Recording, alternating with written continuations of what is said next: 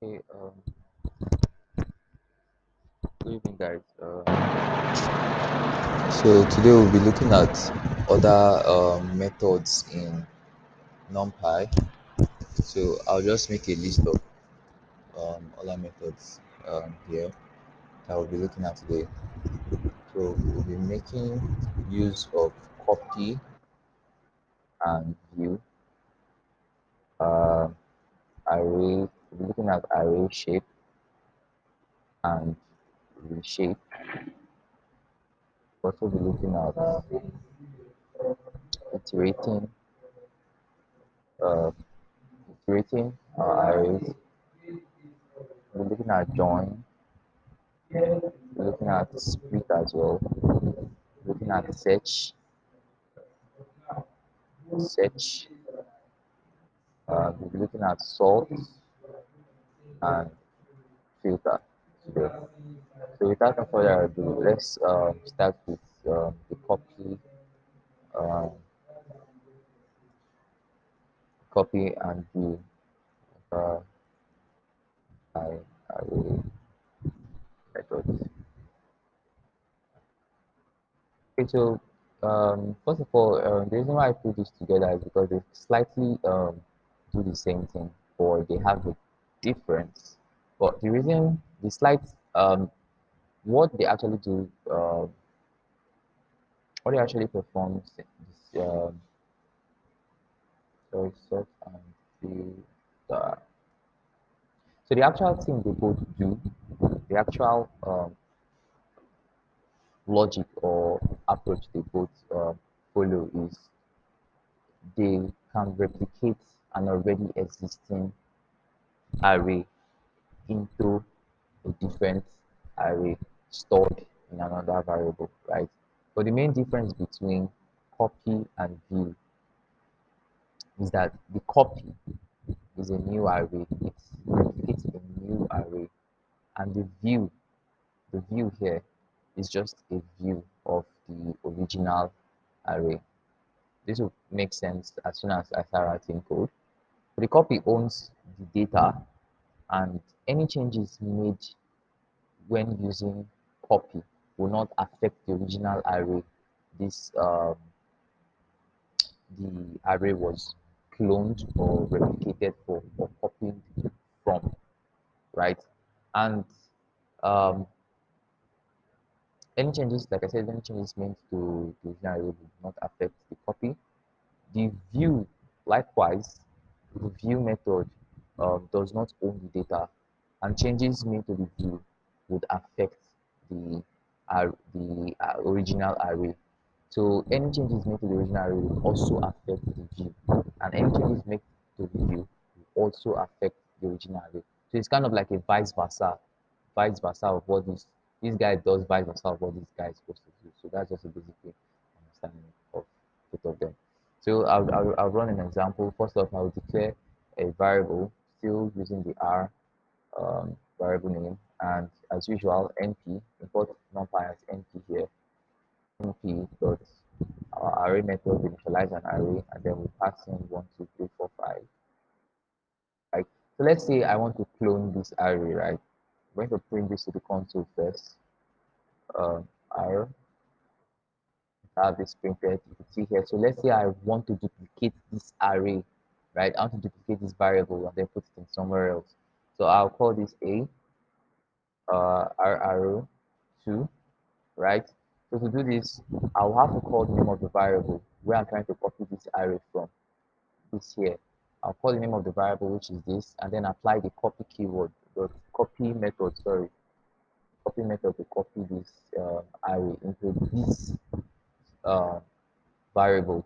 I'm going to print R, which is this first array, and I'll print R2, which is the array here we copied into this variable here using the copy method. R2, prepare my console, and then I should run this. You see, we now have both um, arrays printed. This is R1, this is for R, the first one, R2, which is this, right? So let's see a perfect example of when I say that um, with copy, um, any changes made to the copy will not affect the original array. Any changes we make here will not affect the original array, and this is the original array here. So I'm going to declare call the original array, and I'll say r0 index 0, right, equals to 45. Now what I'm trying to do, I'm trying to modify this first array by picking the index of 1, which is 0, index of 1, which is 0, and I'm changing this 1 to 45, right? So I'm going to print this again to the console. So if, oh, sorry, supposed to do that here. So if we change R1, right, which is this guy here, if we change this, this here was copied inside of here, which means it's meant to change as well. But let's see what happens when we print. So you see, R here still maintains its own modification, but R2 here did not execute that modification that was done here, right? So with this example, whenever we declare or clone or replicate or duplicate an array using the copy method, if any changes being made here would not affect here, right? This is totally a new array. So this array was created out of this. This is just basically creating a new different array stored in a different memory on your computer, right? Okay, so what if we change R2 to something else? I'll change index 0 to 100. Let's see if that will affect R. So uh, print this. And so we still have both of the arrays maintaining their own different states, right? R2 changed here, still maintaining 0.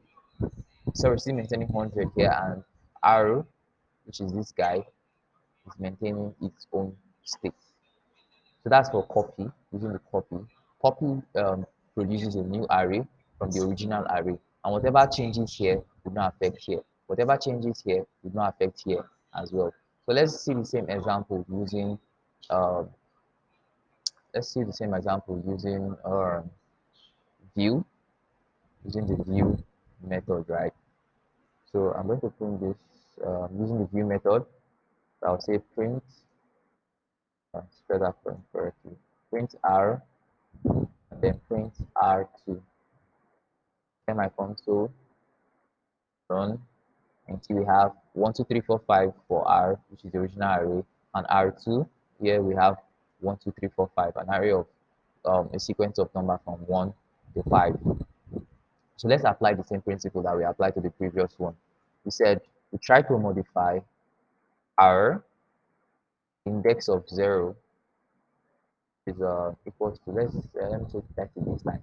Let's see what will happen when we print this. If you observe, I only changed R index 1 to 30, but watch what happens. R2 got affected.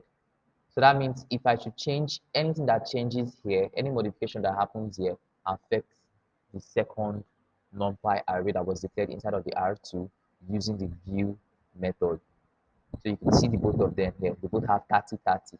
So let's try the same thing too for R2. Let's change index 1 to 40, right? And I'll print this, and we still have 30, 40, 30, 40. So this basically means that whatever changes in the view method would affect the original array, right? And whatever changes in the original array will also affect the array that was created using the view method. So the view method is kind of like creating a copy or a duplicate of the original array, right? So that's just the basic difference and example of copy and view. So we use copy and view to create a, uh, a duplicate or a clone of another array or a new array with the same figures or values or items stored inside of the original array. So instead of us declaring a second array with the same value, we can use view, right? If we want the modifications to affect the second array we're creating the original array from, right? If you want modifications to affect it, you make use of view. If you don't want, if you want both arrays to be created based on their own different instances, you make use of the copy method. So there's one more thing we need to know of. So there's an attribute. Like I said, slowly as we're going, we'll be learning about NumPy attributes. So there's another attribute called base. Base is basically used to check which array, um, um, which the data inside of the array, which of them actually belong to the object or to the variable you declare. So base basically checks if this is if this data belongs to the original array or not, right? If it doesn't, it's going to return none. But if it does, it's going to return the array for us. Okay, so in order to walk through the example on how to use base to check if the data that is stored inside of an array belongs to the variable or if it really belongs to that array. So I'm going to get rid of this. I'll create R3 equal to R dot copy, right? So I just created a view of this first array and stored it inside of R2, and I created a copy of this array and then stored it inside of R3. Now remember the difference between these two guys. This guy creates another original array, which is a new entire array out of this, and it's being stored somewhere differently in the memory. And whatever changes here would not affect here, right? And whatever changes here would not affect here. But this only creates a duplicate of this out of the original. So whatever affects here will affect here, and whatever affects here will affect here, right? So let's use the base to see which of the data stored inside of the array really belongs to the array. So I'm going to apply R2, I'll make this R3. So I'll say dot base, right? Base CLS, right? So if I should print R2 to check if this data stored inside of here really belongs to R2 using the base, and also check if the data stored here, the array, really belongs to this R3 using the base. So let's see what happens. You can see R2, which is a view, printed the array. So this will print, this is going to return the array if if the array stored inside of here does not belong to the original um, array. I don't know if that was confusing. Copy is going to print out none if the array stored inside of uh, this R3 belongs to the original array. So whatever is here is the original array, right? It's no longer this guy. This is the original array. But whatever is here is not the original array. So it's going to print out the array. So it's going to return the array that was stored here, right? But if it's the original array, it's going to print out none to the screen. So I don't know if that was clear enough. Whereas if it's not, please do well to send a message immediately after seeing this session for me to further explain better. Okay, so that's for our copy and view. We'll be looking at array shape and reshape.